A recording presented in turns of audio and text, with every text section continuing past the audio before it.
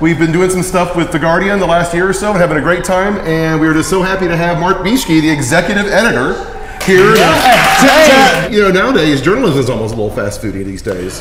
Journalism can be fast foody these days, but I think at The Guardian, at least, we pride ourselves in taking the long view, taking the 12-course kind of buffet. I do. Well, I follow your paper and I read all your stuff. At least the Denny's buffet. Yeah, well, I usually agree with you, so I mean, that always makes me happy. But I love when people agree with me. It's always nice to hear that. Well, you know, for many years I was very rebellious living in Texas. I had to earn my rights, my gay rights. And I moved here and everybody agreed with me, so I became, you know, not as political in a lot of ways. Oh, really? It's funny that way. Oh, that's interesting, yeah. What is the state of print journalism at this point? I mean, I think everybody has opinions about print journalism. I think, you know, it can be anything from like, oh, it's something to wrap our fish in or put at the bottom of a bird cage, to something that elevates civilization and is something that people look up to. And I mean, definitely people still feel the value of seeing their name in print. Oh, I do. Even though, you know, obviously I just love the fact that that whole process has been democratized on blogs and online. That's true. But, you know, I think there's nothing better than, I still just love to eat my breakfast, have my bagel with a nice fresh New York Times. Right, or a good lunch break. The world, or lunch break. You know, stop staring at your screen for a while. Exactly.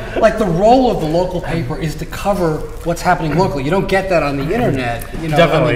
You know, what is the role of the Guardian? How does that change? I think the Guardian's been publishing papers since 1966. So we are moving into our 48th year, which is a long time, and we just launched. You look so young. Thank you so much. Yeah. You never know. You never know. Who can tell? I was in the crib working out. But we just launched our 40th annual Best of the Bay competition, which is going to be happening, and that comes out in October.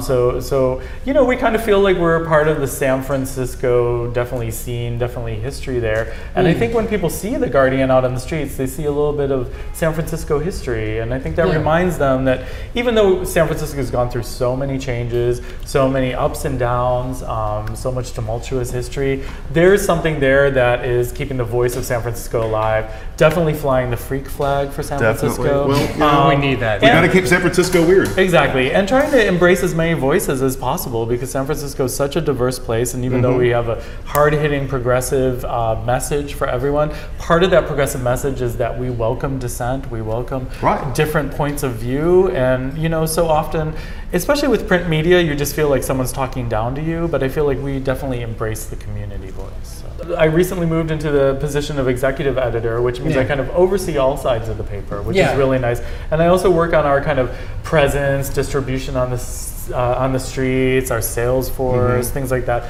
So I'm basically overseeing all the paper, but Steve Jones has definitely been a strong voice for us in the news. He's kind of the voice of progressive San Francisco right now. He represents us at City Hall. He definitely keeps the supervisors and everyone to task, as does our wonderful news department. And then we have our lively arts and culture coverage as well. I started as the nightlife writer 10 years ago. I started as a nightlife columnist and kind of just got involved from there, and you know, so I definitely have an eye on the news. So were you always like a little journalist? I mean, were you like writing up little things when you were a kid, or was it an interest you had, or did you fall into it? No. Tell us about the starting of Marke Bieschke. I think I just like talking about myself, so I just kind of want to work that in.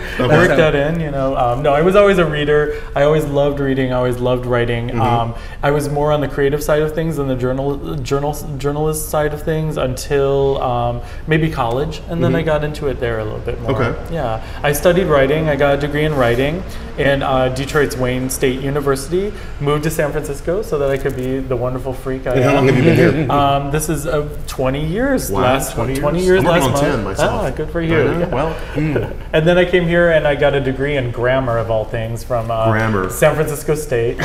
So anytime anyone sees any errors in the paper, I'm mortally wounded. Oh, I know that feeling too completely. Yes. Yeah.